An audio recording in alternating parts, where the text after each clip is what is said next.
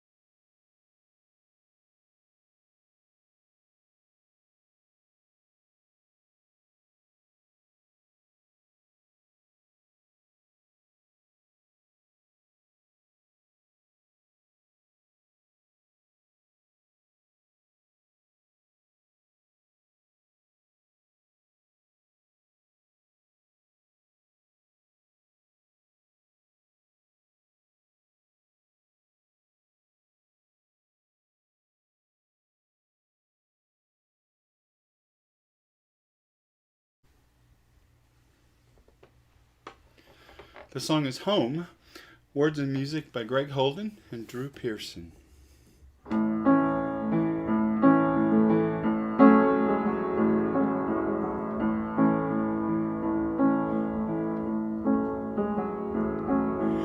Hold on to me as we go, as we roll down this unfamiliar road. And although this wave has been stringing us along,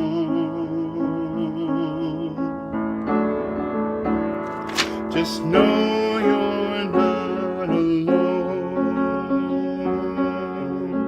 'cause I'm gonna make this place your home.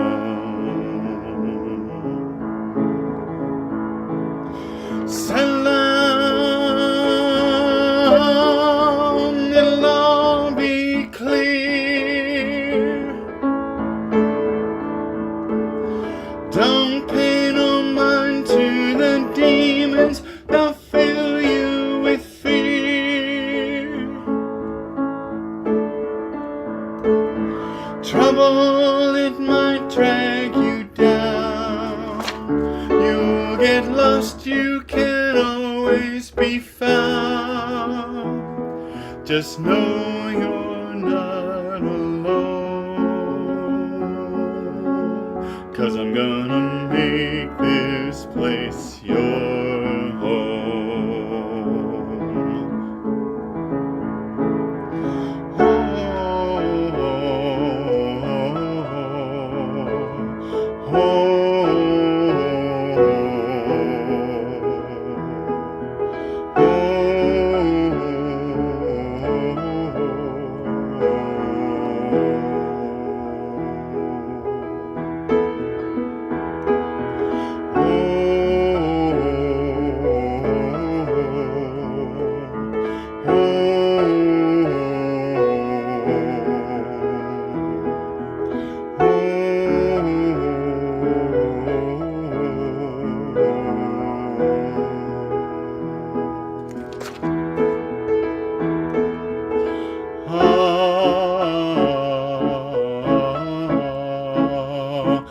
The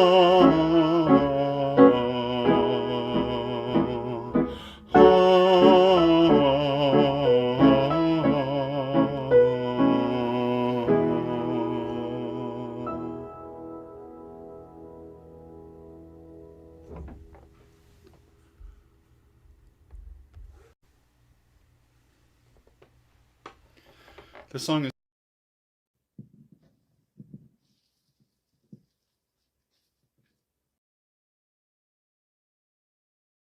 Greetings and welcome to Mount Vernon Unitarian Church. I am Mimi Stevens, a member of this congregation, and I am so glad to welcome you all to our service this morning. In our pulpit today is UU minister, MVUC member, and co-founder of the MVUC Afghan Allies Task Force, the Reverend Roberta Finkelstein. We gather as Unitarian Universalists, even though it's only online at this time, to celebrate life and love, to find comfort, and to recommit ourselves to the mission of this church, supporting one another in our spiritual journeys as together we work for justice, care for the earth, and build the common good. It is good to be together. Whether you are new to this community or a longtime member, no matter what caused you to set aside this time and join us in worship, know that you are welcome here. We especially welcome our visitors this morning. If you want to be in touch with us, please send us an email to info@mvuc.org. That's info@mvuc.org. I want to remind everyone, please continue to look to your emails, phones, and our website for continued updates about worship and other church happenings. We will continue to monitor this pandemic and decide what is the safest way for us to worship. If you are ever in need, please let us know. Finally, if you're attending on Zoom, please mute your microphone and turn off your camera during the service. After the postlude, you will be invited to turn on your cameras and join us for our social gathering. I invite you now to take a deep breath with me as we enter into this time of worship.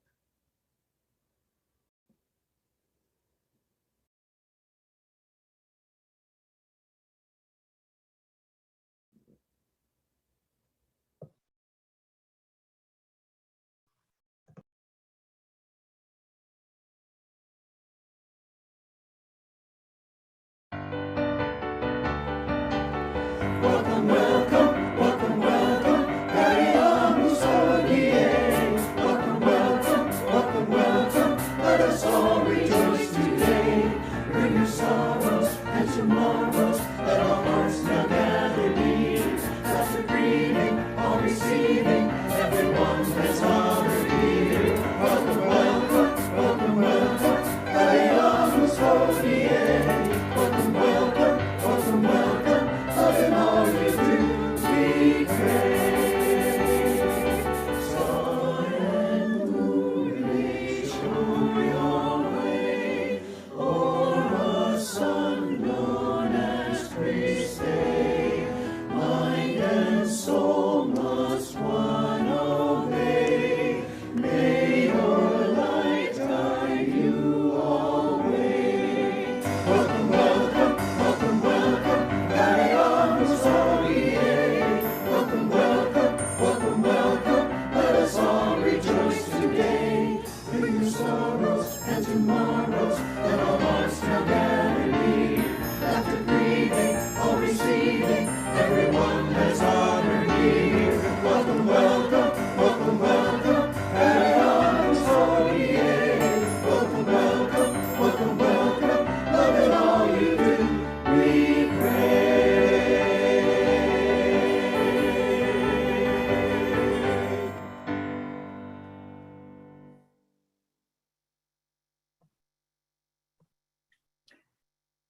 Good morning. Thank you so much for inviting me to share worship with you this morning and to share our passion for this Afghan Allies project. Our call to worship was written by Andre Moll. As we gather together, may we remember when you share with me what is most important to you, that is where listening begins. When I show you that I hear you, when I say your life matters, that is where compassion begins. When I open the door to greet you, that is where hospitality begins. When I venture out to bring you to shelter, that is where love begins. When I risk my comfort to ease your suffering, when I act against hatred, violence, and injustice, that is where courage begins. When we experience the full presence of each other because of our shared humanity, because of our differences, that is where holy gratitude begins. May this space be a table that is not complete until all are welcome. May this table be a space of beauty where together we create a series of miracles and where all that we share is sacred. In that spirit, I light our chalice this morning.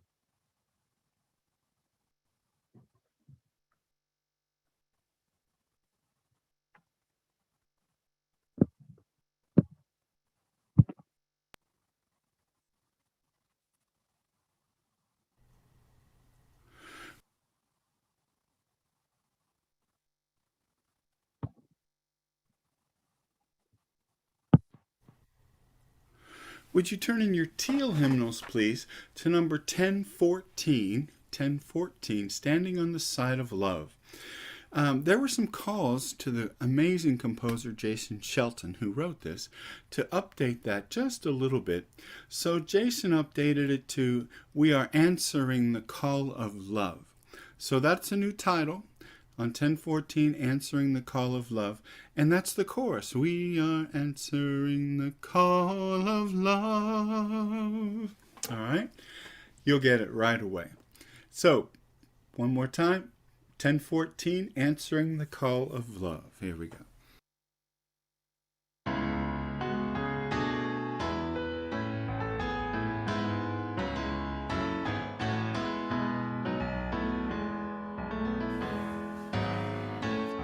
The promise of the Spirit, faith, hope, and love abide, and so every soul is blessed and made whole. The truth in our hearts is our guide. We are answering the call of love. Hands joined together as hearts beat as one. Emboldened by faith, we dare to proclaim we are answering the call of love. Sometimes we build a barrier to keep love tightly bound, corrupted by fear, unwilling to hear, denying the beauty we found. We are answering the call of love. Hands joined together as hearts beat as one. Emboldened by faith, we dare to proclaim we are answering the call of love. A bright new day is dawning when love will not divide. Reflections of grace in every embrace, fulfilling the vision divine. We are answering the call of love. Hands joined together as hearts beat as one. Emboldened by faith, we dare to proclaim we are answering the call of love. We are answering the call of love.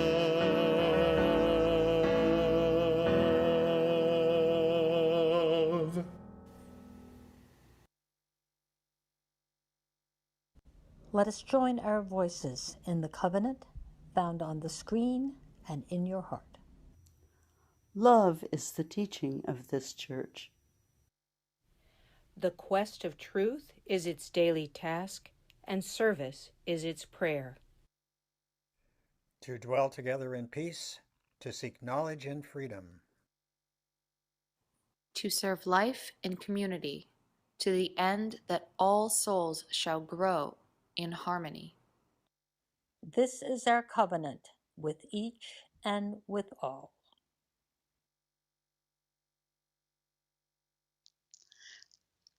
Hi kids. Today our service is going to be about our adoption of a refugee family from a country called Afghanistan, which is far away across the ocean.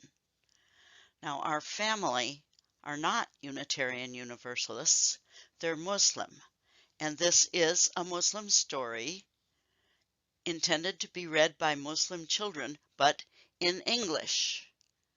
I'm happy to say I don't have to read it in the language of Afghanistan. The story is about a boy named Ilyas and his friend Duck. It's called A Zakat Tale, and it's a story about giving.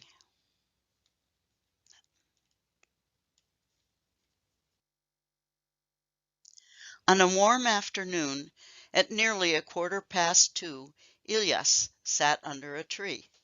He knew just what to do. "What are you doing?" asked Duck. "I'm sorting my money," replied Ilyas. "Did you say money? Follow me." Duck went down a hole under a tree, into a tunnel. Swish! He turned a lever. "This way!" And he went on through the maze to the other side. Keep forgetting. "I have money!" exclaimed Duck. "Whoa, that's a lot of money you have stored away," replied Ilyas. "How much of that are you giving to people who don't have enough?" "Give my money away!"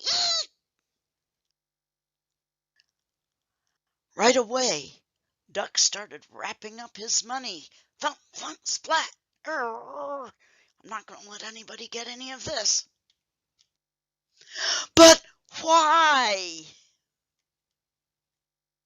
"Allah says to give some of your extra money to help the poor and needy," explained Ilyas. "This is called zakat. Giving zakat also helps you and the whole community." "How does it do that?" asked Duck. "Let me tell you a story that might help you understand." And this is the story that Ilyas told to Duck. It's called A Zakat Tale. Once upon a time, not far away, a noble king was unhappy. His land was in disarray. His people were kind-hearted, but to his dismay, when they stopped giving zakat, the community began to go astray. The aristocrats began to develop a culture of hoarding and greed, caring only for themselves and not for those in need. The peasants began to harbor feelings of resentment and envy, having barely enough to live while others had plenty. The businessmen began to lose customers who once shopped at their stores, as many people couldn't afford to buy things anymore. Until finally one day the king said to the crowd, "This selfish behavior Allah does not allow. When you care only for yourself, it puts the community in distress. That's why Allah says to give zakat. It's His plan to help you more, not less. Ha ha ha! You mean give our money away? Yeah, how does that help me? So the king explained to the crowd how it can be that giving from their wealth was good for them indeed.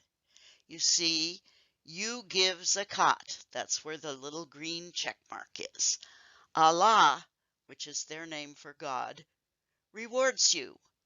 Zakat helps the poor and needy. The poor and needy help themselves. They get an education, they have something to eat, they have a place to live. So then, see the little white house? The community improves, and then you improve. But that wasn't all. The king said one more thing. Know that your wealth is a gift from Allah, and sharing it is a great blessing from Him. Then the king decreed with a wave of his hand, Zakat you shall give. We must follow Allah's plan. The king's news spread quickly by land, through the air, into the woods, and over the seas. Avast, me hearties, ye must give zakat. Some time went by, 1 year, 2, maybe even 3, and Allah's plan was working just like the king said it would be. When the people with a lot started giving zakat, it improved many lives and softened many hearts. And here's one duck at the give window giving them some money, and at the zakat office, and another one receiving some money. And when the poor worried less about meeting basic needs, they became a productive part of a growing community. And see, here's the lady with the sewing machine. She can buy a sewing machine now. She can sew with her sewing machine and make t-shirts and sell them. And so she's earning her own money now. Zakat was also good for the businessmen and their stores, as they now had many customers in a line out the door. In the end, harmony returned to the land. People gave zakat and worked hand in hand. They stopped being selfish like they once were, and when they put trust in the guidance from Allah, they lived together happily ever after. The end. But wait, there's more. Now do you understand why it's so important to give zakat? Asked Ilyas. Yes, I must not be greedy. It's time to help the poor and needy. So here is Duck with his piles of money, spending, savings, whatever he gives to charity, and zakat, which is 10% of all his money, as Allah decreed, and good Muslims obey.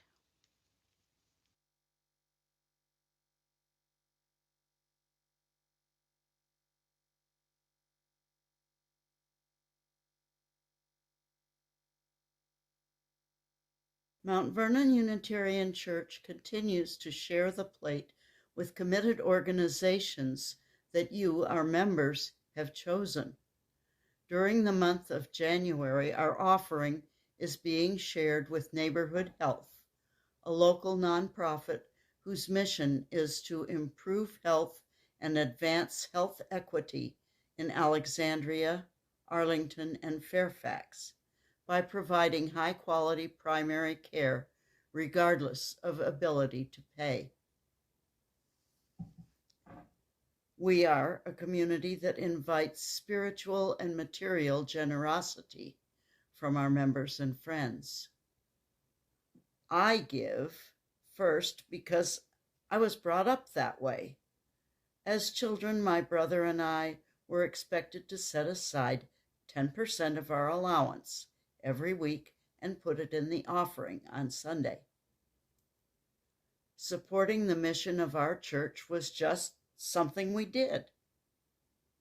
And it's something I still do because I believe MVUC is important to this community, and I want to help keep it thriving.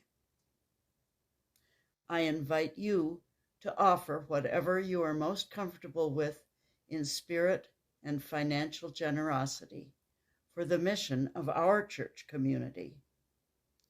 If you would like to write and mail a check for the offering, please make it to MVUC and in the memo line indicate how you would like it to be used. You can also follow the instructions on the screen coming up to make a one-time or recurring payment online, by text, or by scanning the QR code. We are so grateful for your donations. Thank you.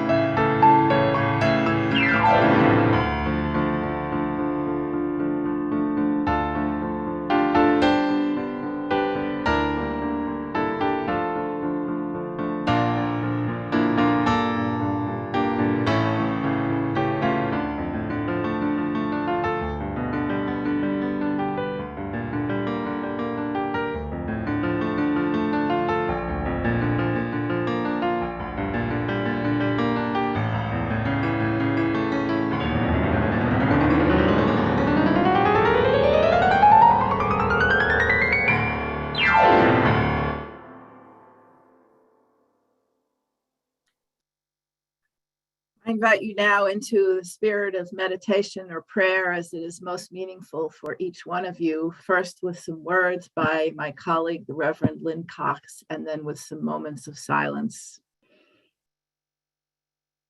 Spirit of life and love, known by many names, yet fully known by none, we give thanks for this time and this place of renewal. We give thanks for the ability to begin again, after the disaster, after the tragedy, after the loss, after meeting the challenge set before us. Grant us the courage to continue on the journey, the courage to speak up for the well-being of others and ourselves and the planet. May we forgive each other when our courage falls short, and may we try again. Grant us hearts to love boldly, to embody our faith and our values in living words and deeds. May our hearts open to embrace humility, grace, and reconciliation. Grant us the ability to learn and grow, to let the spirit of love and truth work its transformation upon us and within us. Grant us the spirit of hospitality. the willingness to sustain a fit dwelling for the holy that resides in all being. Grant us a sense of being at peace in the world, even as we are in motion. Let us cultivate together the strength to welcome every kind of gift and all manner of ways to be on the journey together. To this, we now add the silent prayers of our hearts.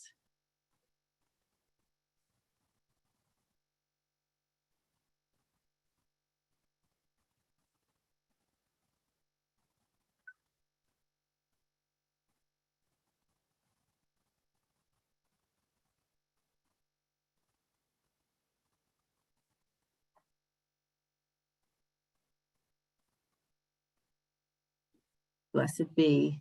Amen.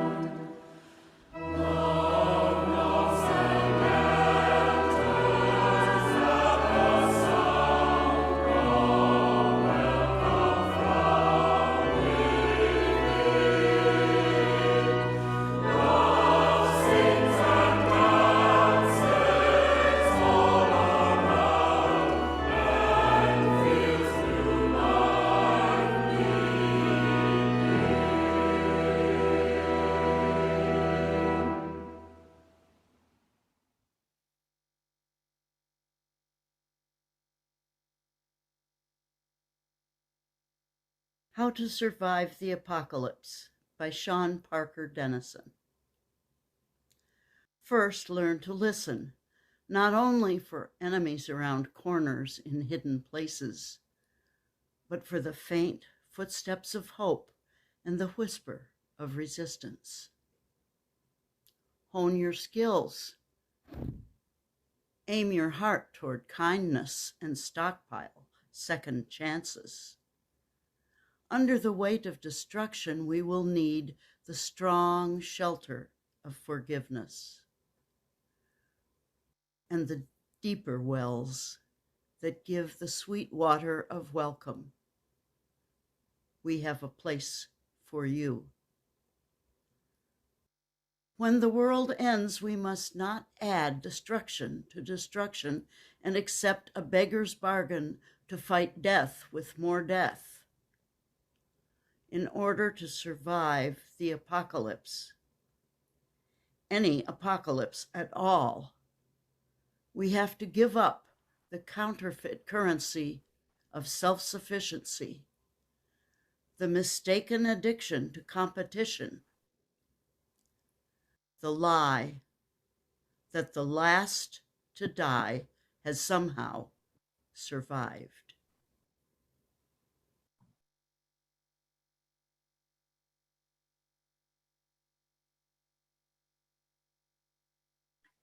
Thank you, Mimi, for that reading. The hard work of welcome. That is how a staff member from Lutheran Immigration and Refugee Services described the tremendously complicated work of bringing our Afghan allies to their new homes in the United States. Afghan allies, those brave people who worked with American troops for the decades of our involvement in Afghanistan. As the withdrawal date negotiated by the Trump administration approached, it became clear that our allies could not remain safely at home. The major surprise, or at least for some of us, was the rapidity of the collapse of the Afghan army, which created a fierce urgency for evacuation. Those of us who cared about the safety of our ally families had to act much more quickly and nimbly than originally anticipated. Resettlement agencies were quickly overwhelmed, though they worked hard to add staff and respond as quickly as humanly possible. When Deb Matthews and I proposed forming a task force here at this congregation to work with one of those resettlement agencies and adopt a family, we thought we would be following a well-established procedure, which we started to do until it became clear that plans and procedures for orderly resettlement were collapsing as rapidly as the Afghan army had. We had to pivot and then pivot again. And we did so, all of us, because of our commitment to the families arriving on our shores, those families who had been our allies, who had as a result endured so much chaos and insecurity. We did so because we recognized it was the next right thing to do. The need was so obvious, and it was so clear that we have in this congregation all the resources we need to make a significant difference in the lives of Afghan ally families. But Deb and I had another reason. Both of us are second-generation Americans. We both heard the stories from our grandparents of fleeing their country of origin, landing on American soil, and trusting that the reality would at least come close to matching their hopes and dreams. We both imagined how important it would have been for our own ancestors to feel welcomed, to get assistance during the time of inevitable disorientation that refugees experience, for somebody to assure them that they would be able to navigate this strange new world and survive.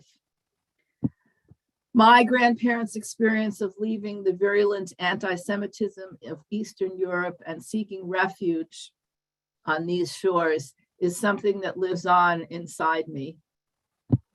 That is why when I first joined the Arlington Unitarian Church many years ago, after wandering in the unchurched wilderness for a decade, one little thing touched my heart right away. It wasn't the sermon or the music or the coffee. It was an index card, scotch taped to a pillar in the social hall downstairs. Handwritten on that index card was a verse from the book of Hebrews. Do not neglect to show hospitality to strangers, for some have thereby entertained angels unawares. Entertaining angels unawares, that resonated with me in a powerful way. That, I thought to myself, is what Unitarian Universalism is all about. So a couple of years later, I found myself spearheading the effort at the Arlington Church to offer sanctuary to Central American refugees. Like my grandparents, these were people who had fled a home plagued by violence, danger, and chaos. They had come to this country hoping that the vision, the dream of a safe place to raise their children would become a reality. The humanist psychologist Abraham Maslow taught that in order for every person to live into their inherent worth and dignity, every person needs to have some basic needs met.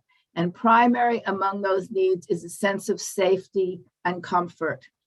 The work of welcome means saying to those who seek refuge, you will be safe here. Take comfort. You can be yourself here. And not just saying that, but doing whatever work it takes to make it so. I was profoundly changed by that experience in the sanctuary movement. I was humbled as I heard the stories of what people had endured in their homelands, what they had endured to get to this new home, America, this home that I took so much for granted. So there's kind of a narrative thread for me from the pogroms of the 19th and early 20th centuries in Eastern Europe to the violent instability of Central America in the late 20th century, to the violent instability of Afghanistan today. Those threads woven together strengthen our ability to do the hard work of welcome today. So what happened is that in spite of our plans and policies and procedures, our applications to a number of resettlement agencies to adopt a family were lost in the chaos of the extremely messy end to the American presence in Afghanistan. We had begun to follow the recommended process, as many of you know, of gathering the basics needed to set up an apartment for a family, funds for rent assistance, furniture, household supplies, and so on. But we never heard anything from any of the agencies, though we continued to communicate with them. Then one day, a conversation in Costco turned into a post on Nextdoor, which turned into an introduction to a family. And our MVUC Afghan Allies Task Force made a nimble pivot as we set about welcoming Fahim, the dad who had served as a translator, interpreter for American forces, his wife Sabna, their 2.5-year-old son Suleiman, and their infant son Soban, who had surprised everybody by arriving 5 weeks early in mid-October, soon after their arrival in the United States. When we met this family, they already had an apartment along with most of the needed furniture and household goods. We quickly had to figure out what their current needs were, things like winter clothes and diapers. And as soon as we sent out the word, you donated those needed items. In addition to winter clothes, we were able to provide diapers for both children and toys and books for Suleiman. Deb Matthews has been coordinating with them to apply for benefits. She was quickly able to set up a small medical team, people who would accompany the family on doctor visits that became a bit complicated when newborn Soban was diagnosed with a heart murmur. A couple of you at our request did some research into early childhood education opportunities for Suleiman, and we have submitted an application for early Head Start. We have been able to provide monthly rent assistance, much needed since although Fahim has been working full-time almost since the day of his arrival, it seems, an hourly wage job in this area doesn't come close to providing enough income to cover the prohibitive cost of housing, let alone food and other basics. At the end of the service, we will put in the chat the link to donate to the Afghan Allies Fund we have set up here at MVUC. Your tax-deductible donations will make it possible to continue to underwrite the cost of housing and supplies as this young family continues to adjust to their new surroundings. Doing this work of welcome in the midst of the ongoing COVID pandemic has made it more difficult in another sense. In order to protect the children still too young to be vaccinated, we have had to severely limit the number of volunteers who can actually safely interact in person with our family. We know this has been disappointing and frustrating for some of you, and I assure you that Fahim and Sabna look forward to the day when we can have some kind of social event so that we can meet, we can introduce them to you and you to them. They continue to express their deep gratitude for all that you have done for them. They are aware of your kindness and generosity.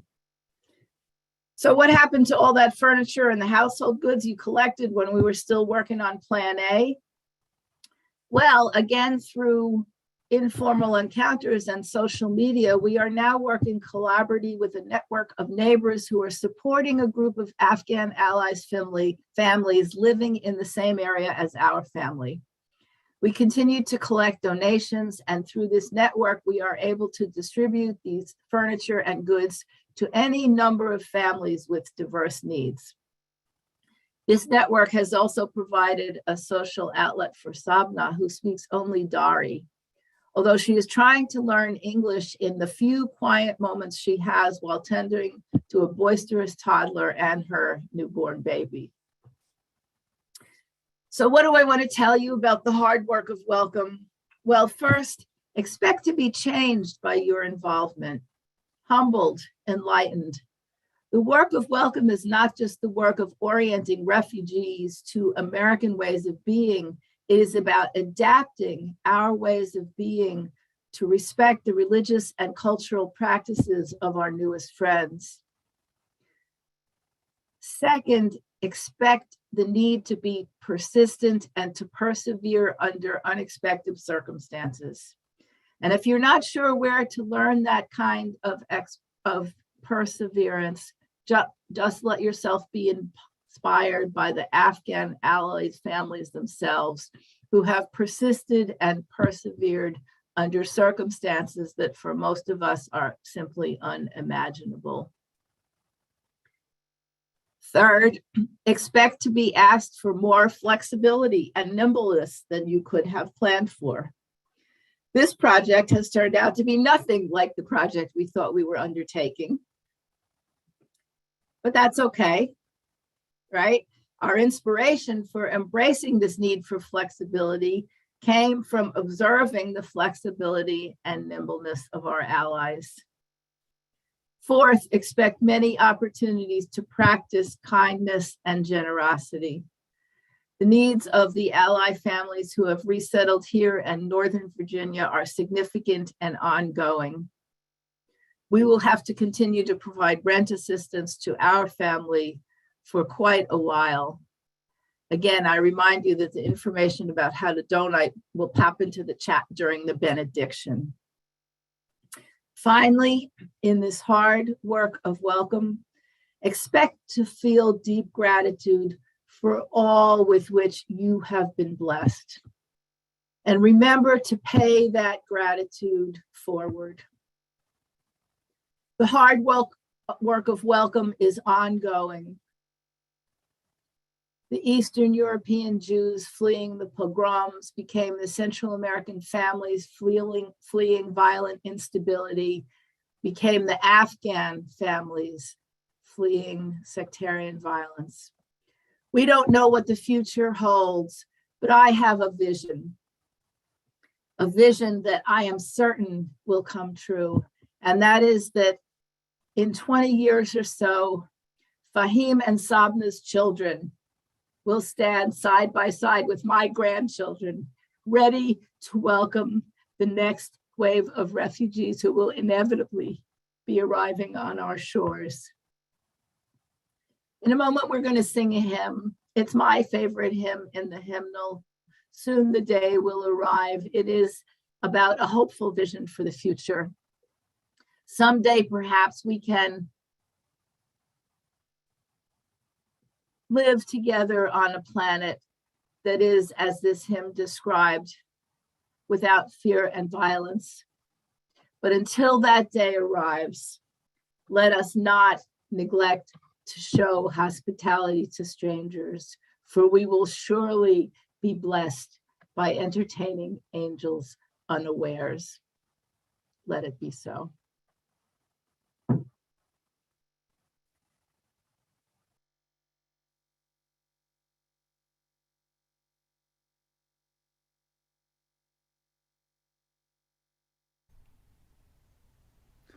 Would you turn in your gray hymnals to number 146, Soon the Day Will Arrive.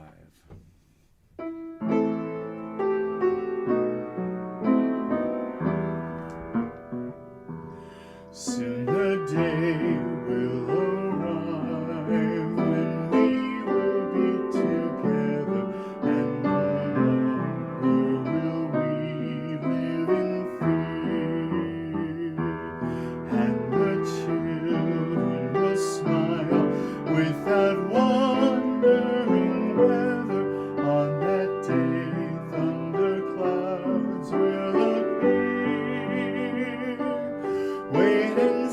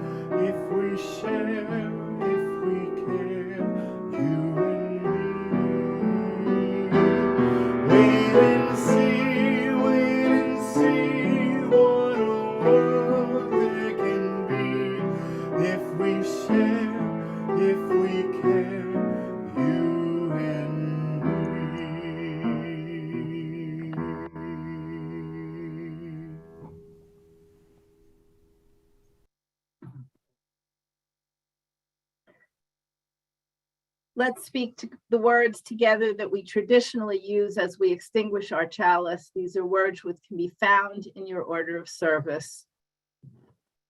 We extinguish this flame, but not the light of truth, the warmth of community, or the fire of commitment. These we carry in our hearts until we are together again. And words of benediction. This is called P.S. It's actually a P.S. that Sean Parker Dennison wrote to the reading Mimi read at the beginning of the service. P.S. We almost forgot. It is important to remember this world is ending. We cannot stop it. And only if we find we are the same, angel and human, only if we find our common hope, will it begin again.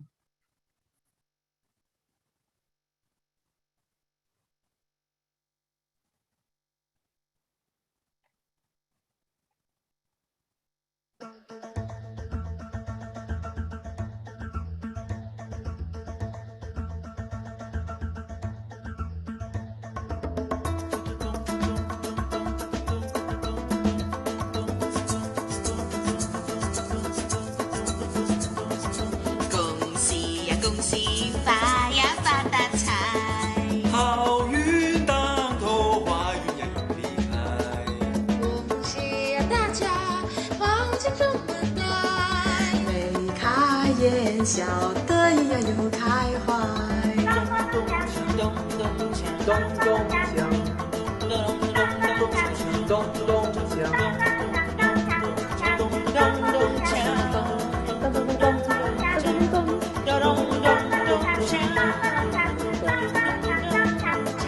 发了财呀，他天满又买，买了汽车又照样放，家家都好风光。酒来喝一杯酒，家家户户过风光。恭喜呀恭喜，发呀发大财，好运当头，欢迎呀远离开。恭喜呀大家，万事都愉快。从今以后，有福呀被悲哀。咚咚锵，咚锵，咚咚锵，咚锵，咚咚锵，咚锵，咚咚锵。